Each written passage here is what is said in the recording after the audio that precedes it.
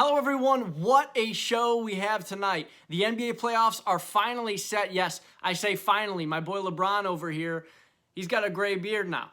No, I'm just playing with you. But yes, it's taken an awfully long time. We are finally set. I'll be taking you guys through each series and who's going to advance and in how many games it'll take to do so. Buckle up as I'll be taking you through the Western Conference on this special edition of Full Timeout.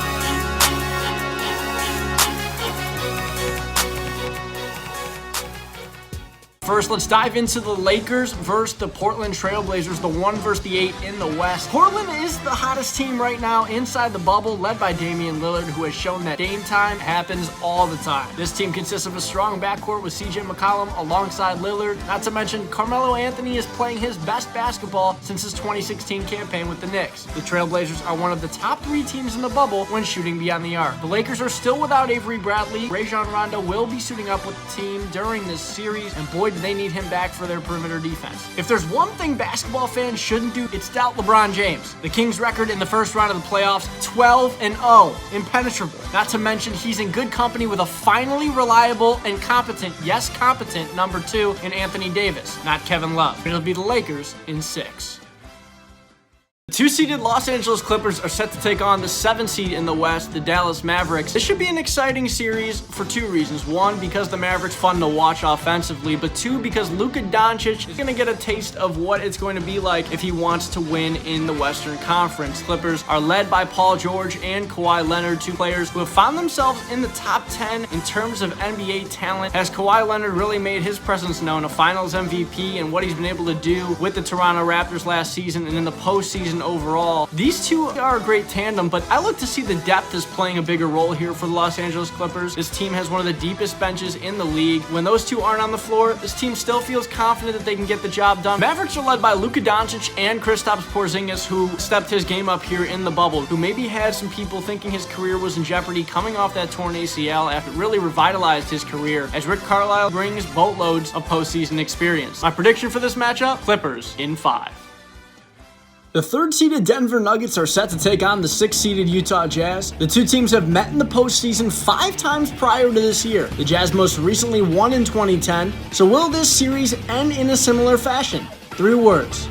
Not a chance. The Jazz enter tomorrow's contest without their second leading scorer, Bojan Bogdanovic, who underwent surgery on his right wrist, as well as veteran point guard Mike Conley, who struggled earlier in the season but has averaged 18 points and 5 assists per game since entering the bubble. I'm going to keep the summary of this series short and sweet, like the outcome will be. Nuggets in 4.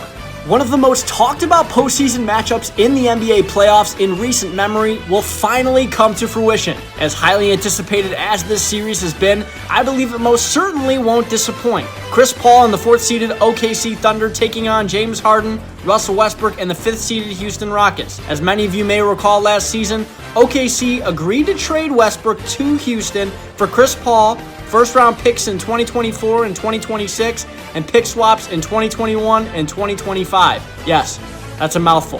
While many believe the Rockets may have had the edge in that deal for the time being, OKC has put the naysayers to rest. Led by Chris Paul, Shai Gilgeous-Alexander, and veteran big man Steven Adams, the Oklahoma City Thunder have a defensive prowess that makes it tough for even the best and most elite scorers in the league to be effective. Holding opponents to 108.5 points per game, good enough for 6th best in the NBA, this team has had a tendency to hone in on teams' leading scorers and make you beat them with your 3rd, 4th, or even 5th options. This has been the case this season, even against one of the league's top scorers in James Harden. Harden has had a phenomenal year once again, but OKC has gotten the best of him.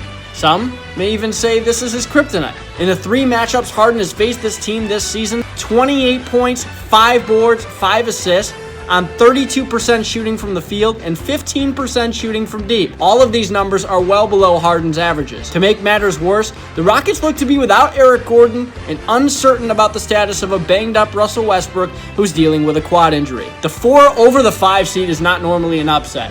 I believe this is the exception. Thunder in 7.